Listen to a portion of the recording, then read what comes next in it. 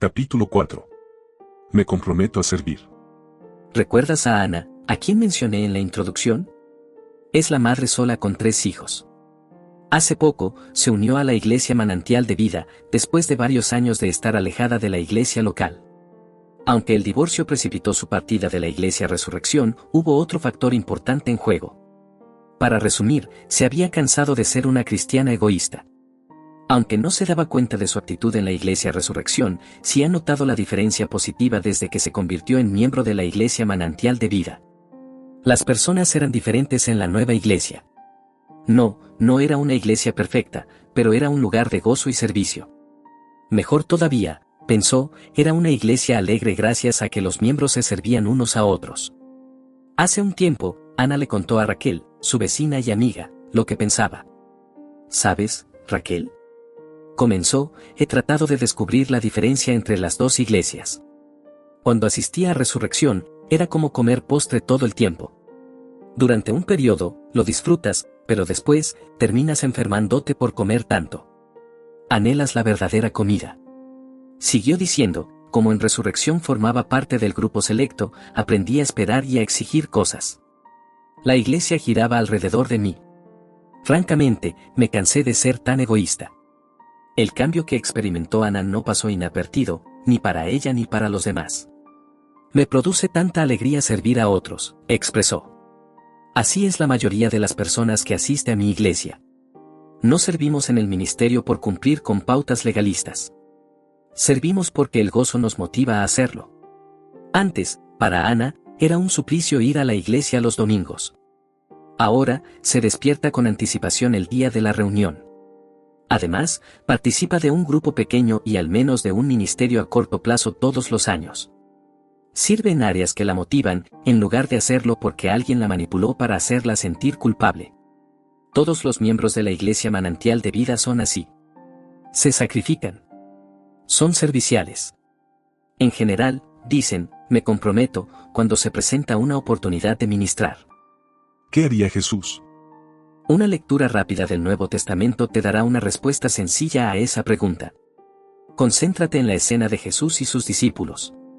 La madre de Santiago y Juan, identificada en el texto como la madre de los hijos de Zebedeo, se dirige a Jesús y le dice con audacia, ordena que en tu reino estos 2 hijos míos se sienten uno a tu derecha y el otro a tu izquierda. Mateo capítulo 20 versículo 21. Jesús le responde rápidamente que no tiene idea de lo que está hablando. Luego, los otros 10 discípulos se muestran indignados con Santiago y Juan. Se avecina una pelea inminente. Sin embargo, Jesús interviene. El texto dice, Jesús, llamándolos junto a sí, Mateo capítulo 20 versículo 25. Ahora, lee con cuidado la respuesta del Señor a los 12 discípulos. Es poderosa. Sabéis que los gobernantes de los gentiles se enseñorean de ellos, y que los grandes ejercen autoridad sobre ellos. No ha de ser así entre vosotros, sino que el que quiera entre vosotros llegar a ser grande, será vuestro servidor, y el que quiera entre vosotros ser el primero, será vuestro siervo, así como el Hijo del Hombre no vino para ser servido, sino para servir y para dar su vida en rescate por muchos. Mateo capítulo 20, versículos del 25 al 28. ¿Escuchaste eso? ¿Entendiste el significado de las palabras de Jesús? ¿Puedo expresar la esencia de estas palabras en un lenguaje contemporáneo para los miembros de iglesia de hoy en día? Espero que no se ofendan demasiado. Oigan, miembros de la iglesia. Sé que el mundo les enseña a ponerse en primer lugar. Los insta a buscar la cima, pero ustedes no tienen que comportarse así. Dejen de quejarse del estilo de música y de reclamar lo que ustedes quieren. Dejen de demandar que los líderes de la iglesia hagan las cosas a su manera. Dejen de intentar salirse con la suya en las reuniones administrativas de la iglesia. Al contrario, pongan a los demás en primer lugar. Dejen sus propios deseos para lo último. Transfórmense en siervos en lugar de quejarse y reclamar.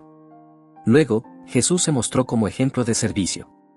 En lugar de venir a la tierra como rey político, vino a servir. Por cierto, su servicio lo llevaría a la cruz.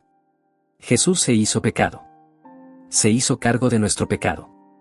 Se dejó crucificar en esa cruz ensangrentada por nosotros. Nos sirvió a ti y a mí al morir por nosotros. Como miembros de la iglesia, debemos dejar de exigir y estar más dispuestos. Tenemos que servir en lugar de demandar que las cosas se hagan a nuestra manera. Es lo que enseñó Jesús y es lo que él haría. Pablo se especializaba en abnegación. Me encantaría que viniera a una de nuestras reuniones amargadas y enseñara unas cuantas cosas. Creo que no tendría ningún problema en abordar el tema de las motivaciones y acciones egoístas. Filipenses es mi carta preferida de Pablo a las iglesias. Observa que, en esta carta, alguna forma de la palabra, gozo, aparece 14 veces. Sin duda, es una carta de alegría. ¿Y qué estaba haciendo Pablo para experimentar semejante gozo? Estaba en la cárcel. Podía morir. Estaba preocupado por las iglesias y, en medio de todo, estaba alegre. El apóstol explica el fundamento de su gozo. En Filipenses capítulo 2 versículos 5 al 11, nos dice que la verdadera alegría viene de tener una actitud como la de Jesús. Para que no quepa duda de lo que eso significa, Pablo afirma que su actitud lo llevó a hacerse obediente hasta la muerte, y muerte de cruz, Filipenses capítulo 2 versículos 8. En ese contexto, Pablo explica cómo tenemos que responder los unos a los otros en nuestras iglesias. Nada hagáis por egoísmo o por vanagloria, sino que con actitud humilde cada uno de vosotros considere al otro como más importante que a sí mismo, no buscando cada uno sus propios intereses, sino más bien los intereses de los demás, Filipenses capítulo 2 versículos del 3 al 4. Pablo lo dijo claramente. Jesús lo dijo claramente, tenemos que servir. Esa es la base del gozo y es lo que los miembros de la iglesia deben hacer. La revolución del servicio. ¿Te animas a sugerirle a tu pastor que la iglesia realice un experimento? Es una prueba de 90 días. Pídeles a los miembros que estén dispuestos a participar que se comprometan. Los participantes asumen el siguiente desafío: durante los 90 días, no pueden pedirle nada a la iglesia y no pueden quejarse de ninguna manera. Además, tienen que dedicar 2 horas a la semana a servir a otra persona. Pueden escribir cartas alentadoras a otros miembros. Quizás puedan visitar y servir a las personas que no pueden salir de sus casas. Podrían trabajar en alguna misión local. También podrían limpiar la iglesia o ayudar a mantener las zonas verdes que rodean el predio de la congregación, recoger basura en la comunidad, participar de un ministerio de oración o quizás trabajar en la guardería o la escuela dominical de la iglesia. Eso es todo.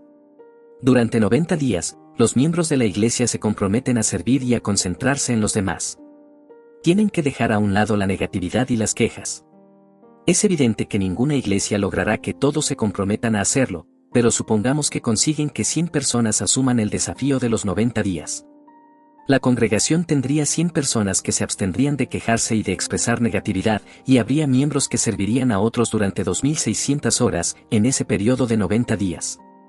Sería una revolución de servicio, y me animo a anticipar que se desataría tal gozo y entusiasmo que la iglesia no querría regresar a la normalidad. Sin duda, la revolución del servicio se transformaría en la nueva normalidad. Tu congregación comenzaría a funcionar mejor. Ahora, ampliemos un poco el panorama. Pensemos en un desafío anual de servicio para la iglesia. Digamos que tu iglesia tiene unos 500 miembros y que 350 se comprometen a servir 1 hora a la semana durante todo el año. Haz una pausa y piensa en las repercusiones. El compromiso sería mínimo, solo 1 hora por semana. 350 miembros se comprometerían a servir 350 horas a la semana durante un año. Es un total de 18.200 horas o, para decirlo de otra manera, sería como si una sola persona sirviera 40 horas a la semana durante 455 semanas o casi 9 años. La iglesia tendría una revolución de servicio. El servicio a través de los grupos pequeños. Espero que hayas percibido mi entusiasmo por los grupos pequeños en el capítulo anterior. Es más, espero que hayas visto el increíble poder de estos grupos en acción. Ahora, juntemos los grupos pequeños y el ministerio de servicio y obtendremos un ministerio absolutamente poderoso. ¿Perteneces a un grupo pequeño? ¿A una clase dominical? ¿A un grupo casero? ¿A otra clase de grupo? Cuando tu grupo comienza a servir de manera organizada y en oración, el impacto es aún mayor. Conozco un grupo que adoptó a 3 familias con madres solteras que tenían muchos problemas. Sé de otro grupo que adoptó a todo un 3er grado de una escuela pública de bajos ingresos y les proveyó materiales y cuidado de niños a las maestras, los estudiantes y las familias de los estudiantes. También hay una clase dominical que se encargó de recoger la basura de su pequeño pueblo durante todo un año. Durante la semana, siempre había uno o más alumnos levantando basura al costado del camino. Las necesidades nunca se terminan. Esto proporciona innumerables oportunidades de servicio. Nos hemos acostumbrado a esperar que el gobierno se haga cargo de la mayoría de las responsabilidades sociales en nuestra cultura. ¿Y si las iglesias y los grupos pequeños tuvieran una revolución de servicio? ¿Cuál sería el impacto en la sociedad y en las iglesias? Como pasar de quiero a me comprometo a servir en la iglesia. Ya mencioné mi blog anteriormente en tomrainer.com, tengo el honor de interactuar con pastores, miembros del personal de la iglesia y líderes laicos. En el transcurso de un año, interactúo con más de 7 millones de lectores que dejan alrededor de 10.000 comentarios. Puedo ver lo que piensan muchos de los lectores. La mayoría es sumamente amable. Suelen ser educados, incluso cuando ofrecen críticas constructivas. Uno de los tipos de comentarios o preguntas más frecuentes viene de parte de personas que están en congregaciones como la Iglesia Resurrección. Muchos miembros en esa iglesia son egoístas. Son contenciosos.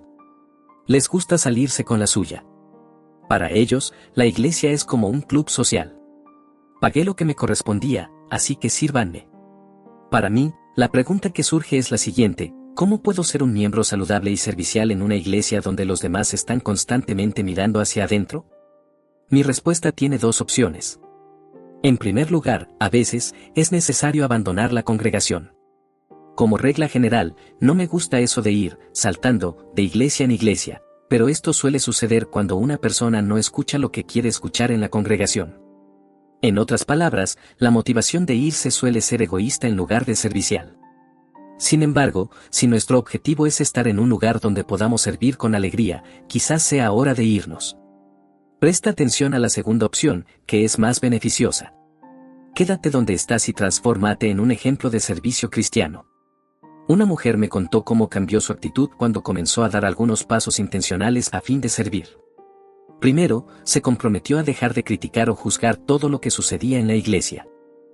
Segundo, durante su tiempo de oración diario, empezó a pedirle a Dios que pudiera tener una actitud de sierva cada día. Tercero, comenzó a orar diariamente por los líderes y los miembros de la iglesia en particular, incluso por las personas que la irritaban. Cuarto, se comprometió a realizar un mínimo de 1 hora de servicio en la iglesia todas las semanas. 7 meses después de tomar este compromiso, me escribió un correo electrónico para contarme cómo iba todo. Este es un extracto de sus comentarios. Tam, nunca antes experimenté tanta alegría como miembro de la iglesia. Ya no tengo que preocuparme porque las cosas salgan como yo quiero. Ahora, mi misión es servir a los demás. Es mucho más divertido servir que ser servido. Todavía sigo orando por mi actitud todos los días y sigo orando por personas específicas de la iglesia. Eso ha cambiado muchísimo mi actitud. Además, me aseguro de servir en la iglesia de alguna manera al menos 1 hora a la semana.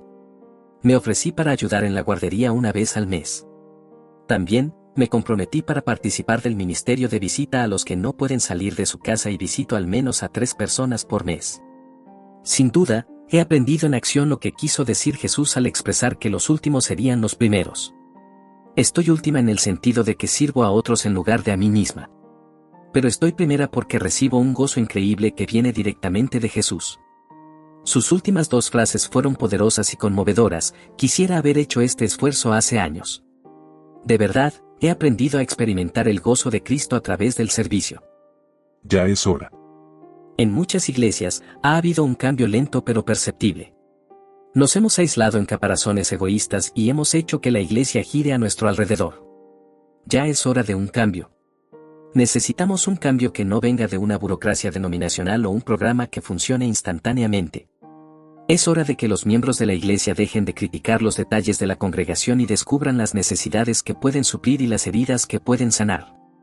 Es hora de que haya un cambio entre los miembros de la iglesia en todo el mundo, para que se comprometan a servir en lugar de esperar a que los sirvan.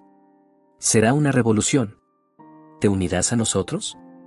Si lo vas a hacer, considera este compromiso en oración y con total sinceridad: me comprometo. Puntos para reflexionar. 1. ¿Por qué crees que tantas iglesias se han vuelto egoístas, como la Iglesia Resurrección, en lugar de serviciales, como la Iglesia Manantial de Vida? 2. Lee Mateo capítulo 20 versículos 20 al 28. ¿Cuál era la motivación de la madre de los hijos de Zebedeo al hacer su pedido a Jesús? ¿Cómo se relaciona este pasaje con el servicio en las congregaciones de hoy? 3. ¿Cómo se aplica Filipenses capítulo 2 versículos 1 al 18 al servicio en la iglesia? Asegúrate de prestar especial atención al versículo 14. 4. Repasa la historia de Ana en este capítulo y en el capítulo introductorio. ¿Qué lecciones clave nos enseña a los miembros de las iglesias de hoy? ¿De qué maneras específicas puedes ser un mejor siervo en tu iglesia?